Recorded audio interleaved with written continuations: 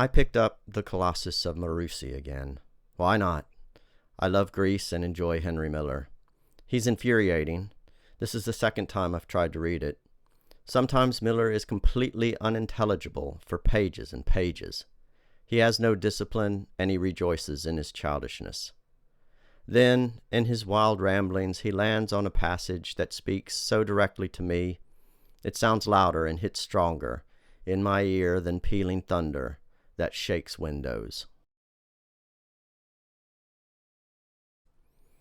I am thinking now of the lack of those essential elements of life which make possible a real society of human beings.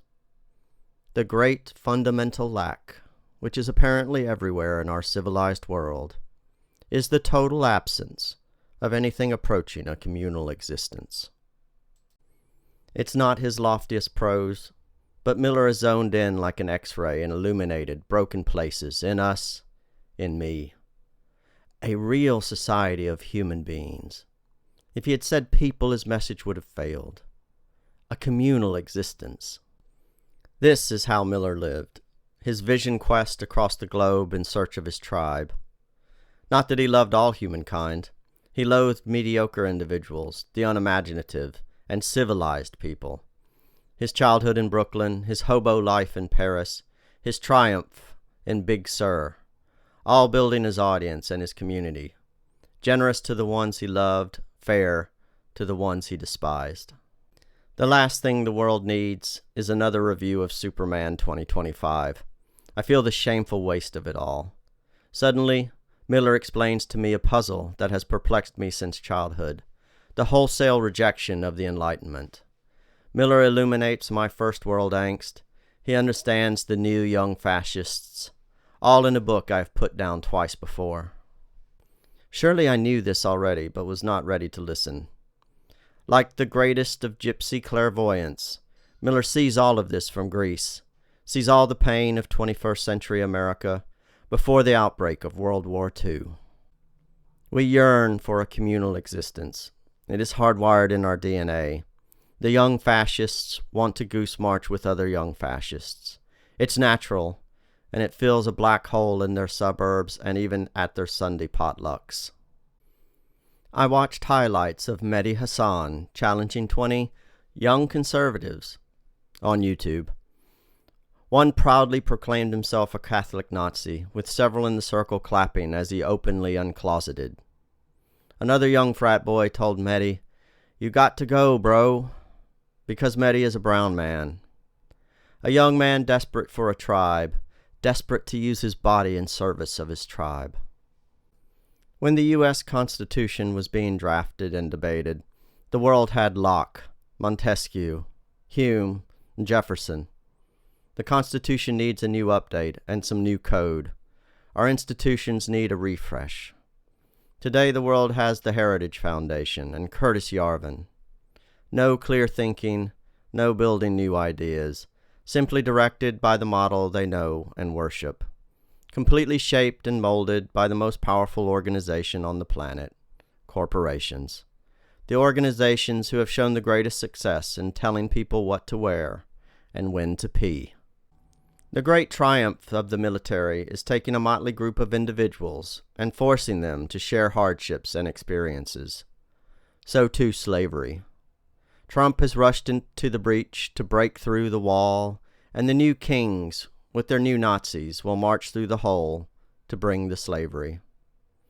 When there are no animating ideas to build a global community, a clear and existential imperative, slavery becomes the default solution for the deep desire for shared hardships and experiences. All the capitalist world could promise was material affluence, and always trending towards lemonization. Capitalism can make mountains of cheap tat, just like Marx said it could. It has made cheap people, too. It is only the Enlightenment that creates iPhones. Mr. Yarvin worships like a golden calf. His glorious idol is fashioned in communist China, after all. But this is closer to the government Mr. Yarvin desires. Xi as CEO. A spent force now. Capitalism has run its course. Its momentum halted 50 years ago, but as the Enlightenment tells us, momentum must be conserved. Inertia has carried it forward since.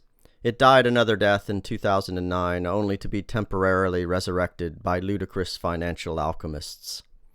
Like the Constitution, it needs a spa holiday, and one that forces it off its natural spiral towards lemonization.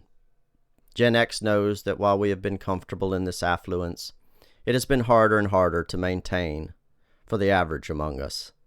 Newer generations know in their hearts the game is up. The reckoning is coming, and we stand on the precipice of a new dark age. The wrong people will likely be punished, but that is nothing new. The new Nazis will win.